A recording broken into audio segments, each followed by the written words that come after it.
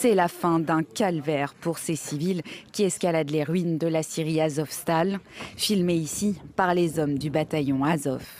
Des bus affrétés par les Nations Unies les déposent dans la ville de Bézimen, à 30 km à l'est de Marioupol, sous contrôle russe.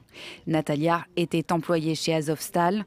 Pendant 2 mois, elle est restée réfugiée dans les sous-sols de l'usine. Les bombardements étaient si forts qu'ils résonnaient juste au-dessus de nous. À la sortie de l'abri anti-bombe, au bout de quelques marches, on a enfin commencé à respirer, car il n'y avait pas assez d'oxygène sous terre. J'aurais pu sortir respirer de l'air frais, mais je ne l'ai jamais fait. J'avais trop peur.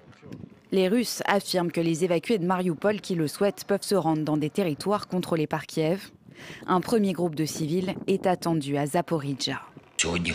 Aujourd'hui, pour la première fois depuis le début de la guerre, ce couloir humanitaire vital a commencé à fonctionner. Pour la première fois, il y a eu 2 jours de cessez-le-feu dans cette zone.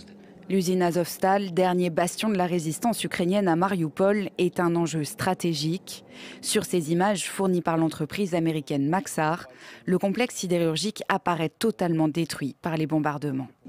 Ce vendredi, les fusiliers marins ukrainiens ont déclaré que 600 soldats blessés et des centaines de civils restaient retranchés dans les sous-sols du site.